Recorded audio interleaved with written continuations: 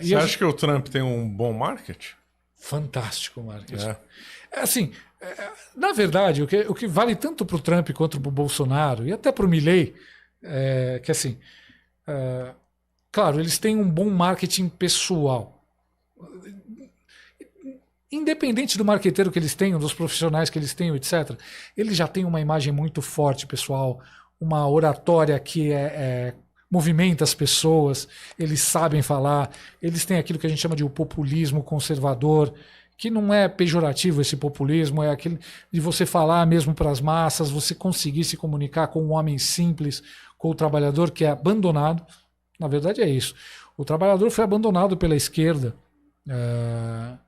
quando ela abraçou as minorias, né? A esquerda ela percebeu que o proletariado ele queria virar burguês também, ele queria ter uma vida boa, ele não queria revolução. Então eles abandonaram o proletariado, porque viram que o proletariado aqui então no Brasil também é bem conservador.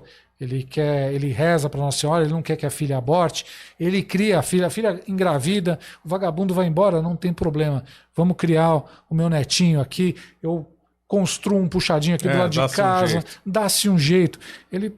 A esquerda percebeu que o trabalhador no Brasil ele é conservador, mesmo às vezes não sabendo que é conservador.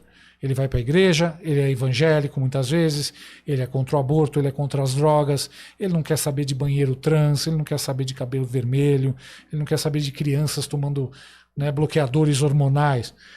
Ele quer uma vida boa, em segurança, para a família, ele quer que a filha possa voltar da faculdade viva e com o celular na mão e não ter morrido por causa de um menino que roubou. Então a esquerda já percebeu que não consegue mais dialogar com esse pessoal. Por isso ela abraçou as minorias identitárias com tanta força. E eu acho que isso também é um dos melhores marqueteiros do Trump, do Bolsonaro e do Milley. A própria esquerda. Eles são os principais cabos eleitorais hoje, porque a esquerda ficou um pessoal histérico, agressivo, intolerante, mal-humorado, não consegue disfarçar o desprezo que tem pelas pessoas comuns. E isso, se você souber aproveitar, é um marketing maravilhoso, né? E mais, eu diria que tanto o Trump quanto o Jair, etc., eles têm milhões de marqueteiros geniais nas redes. Eu me lembro que uma semana antes das eleições, não sei se você se lembra, a Polícia Ambiental de Nova York foi até a casa de um influenciador e levou o esquilinho dele e um guaxinim. Não sei se você viu isso. Não lembro. É um influenciador que mataram. Então, é o Peanuts. Lembro. Esse esquilinho era muito popular no TikTok, tinha 500 mil seguidores, etc. Era o Peanuts. E essa polícia ambiental sacrificou os dois bichinhos. E essa polícia ambiental, Nova York, claro, totalmente tomada por democratas. É que nem esqueci o nome Esqueci o nome, mas é a da regulação ambiental aqui do Brasil, que eu esqueci também, totalmente tomada por petistas, todo mundo sabe. Então isso gerou uma comoção e os memes que começaram a surgir a respeito do esquilo, e assim, a gente costuma achar que meme é sempre engraçado, que a gente sempre quebra o gelo pela graça, Não, os memes eram emocionantes, né? Tinham coisas feitas por inteligência artificial lindas, do esquilinho e o guaxinim sendo recebidos por Jesus. Tinha também meme, por exemplo, da Kamala dando a injeção letal no esquilinho, o Trump falando cheio de esquilinhos em volta dele. Então, tudo isso também é um marketing, né? E é um marketing com que o PT, por exemplo, não sabe lidar, com que a esquerda não sabe lidar. Tudo que eles sabem falar na internet é contra o ódio, pelo amor, diversidade, inclusão, etc. É a única coisa. É um papo careta, é um papo sem graça, né? É o equivalente hoje de você mostrar a família comendo margarina de manhã no café da manhã. É um clichê margarina, que ninguém mais leva a sério, né? Então, os maiores marqueteiros, eu diria, do Bolsonaro, do Trump, etc., são o público. Eles sabem mexer com a internet de um jeito, com a indignação, com o humor, com o desprezo das pessoas, de um jeito maravilhoso. Não é à toa que tem um relatório já da União Europeia, acho que já tem uns 2 anos, falando sobre memes, que os memes precisavam começar a ser observados de perto e talvez regulados. Censurados, é a palavra certa, né? Porque atrapalha o sistema, né? Pois é. Muito bom. Temos perguntas? Aí eu já começo aí com uma. Você acha que o Bolsonaro vai ser preso? Olha, se ele for preso, eu acho que vai ser um absurdo, né? Um somebody love absurdo, porque não há provas, não tem essa história de que ele sabia de tudo, que ele era o mentor, não tem como você ligar uma coisa a outra. Mesmo o que aqueles sujeitos estavam falando, aqueles 4, né, oficiais militares, você tem que dar muita cambalhota para falar, não, eles eram uma ameaça para o Estado. Você tem que dar muita cambalhota. Assim, o próprio relatório da PF diz que eles tiveram que supor, usando o GPS, de que ele estaria a caminho da casa do Alexandre de Moraes para prendê-lo. E aí ele não foi porque não teve o táxi, né? Assim, se você olhar o relatório, você vê que tudo é suposição. Eles tiram, assim, por exemplo, precisamos neutralizar o judiciário. Numa das conversas. Eles entenderam isso como precisamos matar o Alexandre de Moraes. Quer dizer, eles estavam dando saltos já enormes em cima disso. Então, eu quero não acreditar que até eles estejam levando isso a sério. Eu quero não acreditar. Porque é um absurdo se chegar a esse ponto de que eles vão usar isso como algo sério para prender o Jair Bolsonaro. É um absurdo. Mas eu já não duvido de mais nada hoje aqui no Brasil. Agora, se ele for preso, seria bom para ele? Por causa que ele ficaria como uma vítima, mais apoio ou não? Eu não acho que seria bom de nenhum jeito. Eu acredito, eu vejo gente da direita, inclusive o próprio Eduardo Bolsonaro, eu acho, ou o Flávio Bolsonaro, eu não me lembro, falou que o Jair ele não tem medo de ser preso nem morto, porque preso ele vira um líder, né, tipo Martin Luther King ou Gandhi. Mas você acha que isso é mais conversa? Se ele for morto, ele vira um mártir, né, que vai influenciar. Não, eu acho até que eles acreditam nisso e acho que até certo ponto é verdade. Mas eu acho que não vale a pena. Não vale a pena. Eu acho que se ele for preso ou morto, antes de melhorar vai piorar muito por décadas. Assim, porque ele será um exemplo. Os livros de história, a história do jeito que é manipulada, vão transformá-lo num monstro e vão criminalizar o movimento conservador no Brasil. Você vai ver, conservador, você gosta de bomba, você quer estourar então tudo, vai pra cadeia. Você vai pra cadeia. Quer dizer, eu acho que seria muito nocivo a princípio. É claro, daqui a 20, 30 anos pode ter gente adorando a imagem do Bolsonaro como hoje, sei lá, um esquerdista adora o Che Guevara, sei lá. Mas eu acho que é um preço muito alto a ser pago por isso. Não vale a pena. Eu acho que as coisas têm que ser resolvidas, acho que dentro da lei, hoje, aqui, o quanto antes, porque muitas vidas dependem disso. Muitas vidas já foram destruídas de dezembro de 2022 para cá. Aquele Cacique Sererê, o Oswaldo Eustáquio, né, o Bibi do Hipócritas. Quanta gente não está aí exilada, sem emprego? O próprio Felipe Martins, ele não pode trabalhar, ele é um sujeito brilhante.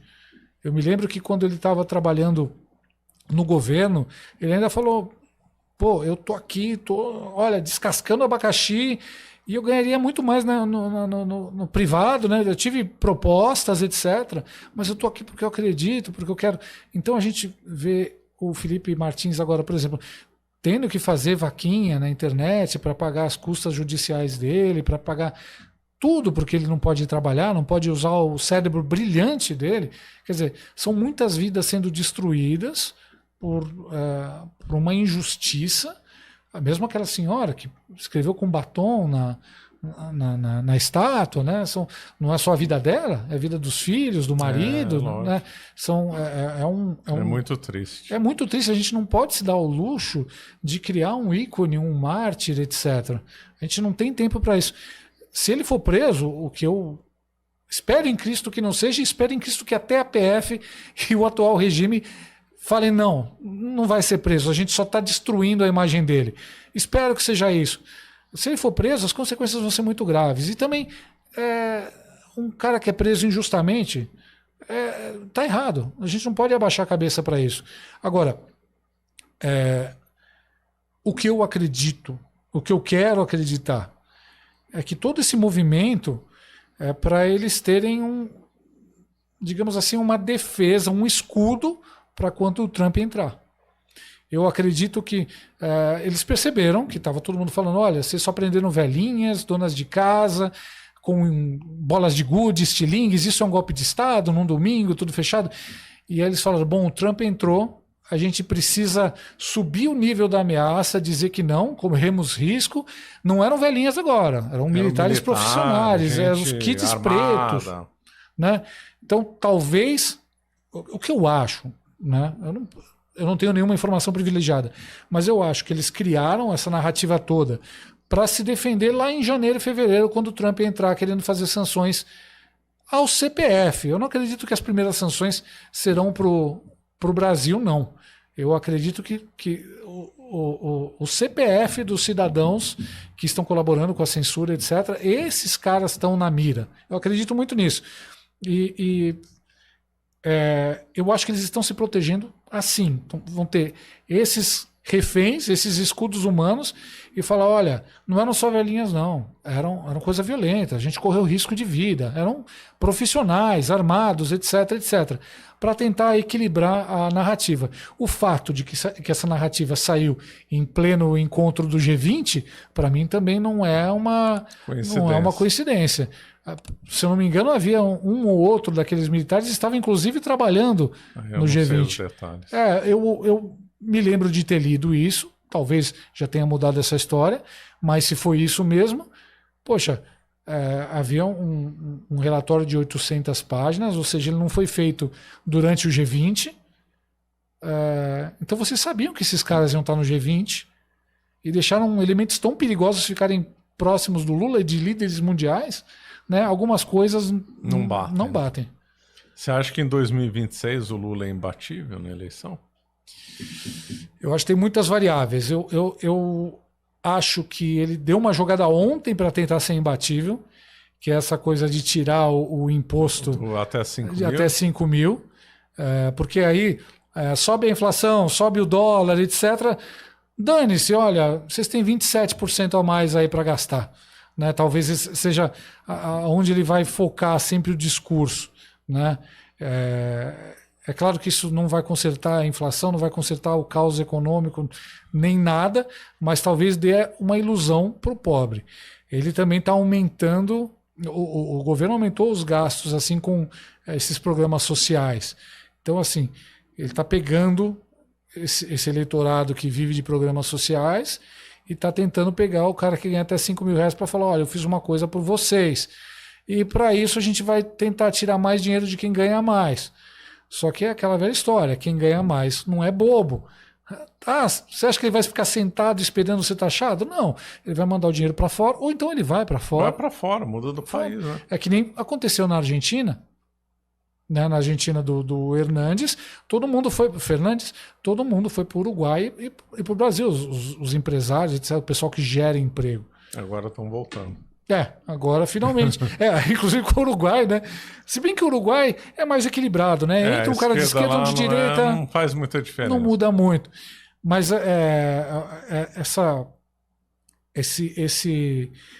esse movimento a gente vê que é para o Lula tentar segurar esses dois públicos. Se ele conseguir dar esse truque, ele vai ficar forte. Eu não sei se ele vai ser candidato também. Eu não sei se ele quer botar o Haddad, porque ele já vai estar com 80 anos. Sei lá. Talvez ele não queira mais. Eu acredito muito que, inclusive, cá entre nós, eu não acredito que o Lula mande muito. Eu acredito que é um consórcio mandando no Brasil, inclusive mandando, né, em alguns caras que a gente acha que mandam no Brasil, e que o Lula foi tirado da cela justamente para ser a cara desse regime, porque é a cara mais popular. Mas eu entendo que a agenda do Lula é outra. A agenda do Lula, logo que saiu, foi assim, eu quero limpar meu nome, eu quero correr o mundo, mostrando que eu não sou aquele presidiário corrupto, que eu fui como é que se Foi diz? injustamente punido. É mais assim, eu fui, como é que é? Eu fui inocentado pelas urnas, né? Não, se eu sou presidente do Brasil, então quer dizer que eu fui inocentado. Então ele corre o mundo inteiro, começa a limpar a barra dele, começa a dar a opinião dele sobre guerra, falando as coisas mais básicas, né? Não, eu sou contra a guerra, eu quero paz, para tentar um prêmiozinho Nobel da Paz ou qualquer coisa assim. Dá espetacularmente errado, porque ele irrita a União Europeia atacando a Ucrânia, ele começa a irritar Israel também, né? Ele trabalha para a China e para a Rússia, está muito claro isso. Então, eu acho que o Lula, ele não, talvez não esteja tão preocupado em se eleger, ele estava preocupado em limpar o nome dele, viajar de lua de mel com a Janja, ter mais algumas mordomias, o que ele puder implantar, ele vai implantando, ele está comprando o Congresso com as emendas PIX e tal, ele quer levar a vida na flauta. Essa é a verdade. Então, eu não sei se ele vai se candidatar a tanto desgaste nas próximas eleições. Acho que talvez ele apresente o Haddad. Como o sucessor dele. Talvez, né? Temos aqui uma pergunta de Moisés. Eu gostaria de saber o que o senhor Luiz espera do senhor Trump, espera que o senhor Trump possa fazer em relação ao Brasil. Acho que ele já até respondeu. Já. Então, eu acho que... Bom, o Trump, quando ele entrou, quando ele fez aquele discurso dele, foi um discurso fantástico. Ele demonstrou que ele sabe exatamente onde ele tem que bater. Se ele vai conseguir resolver, isso é outra história. Mas ele falou que ele quer mexer no deep state americano, ele quer tirar os burocratas que aprovam a censura nos Estados Unidos, os burocratas que tentam, né, impor a agenda globalista nos Estados Unidos, ele quer tirar esse mal da raiz, tirar isso do governo, né, tirar isso do poder. A gente sabe que a ditadura aqui é alimentada muito por isso, por esses caras, a CIA. Tem mão da CIA aqui em toda essa censura que houve nas eleições de 2022, né? Tem mão do Departamento de Segurança americano. Vieram os figurões aqui, lembra, em 2022, acho que em julho, falar que eles vieram só garantir que as eleições seriam limpas e etc. E eles saíram dizendo que o sistema de urnas eletrônicas brasileiro era muito confiável, a democracia, etc. Então, a princípio, o Trump já mexendo nisso nos Estados Unidos, ele já vai tirar muito do apoio que as ONGs de esquerda têm aqui, que pautam muito também as coisas, e que um cara como o Felipe Neto tem, ele recebia dos americanos, muita gente... Né, recebeu a proteção dos americanos para censurar as redes, etc. Acho que isso é o primeiro impacto que vai ser. O segundo impacto é o que eu disse, o Trump ele também prometeu combater. Você acaba de assistir um corte do Caravelas Podcast. Na tela está aparecendo o episódio completo e outro corte. Muito obrigado pela atenção.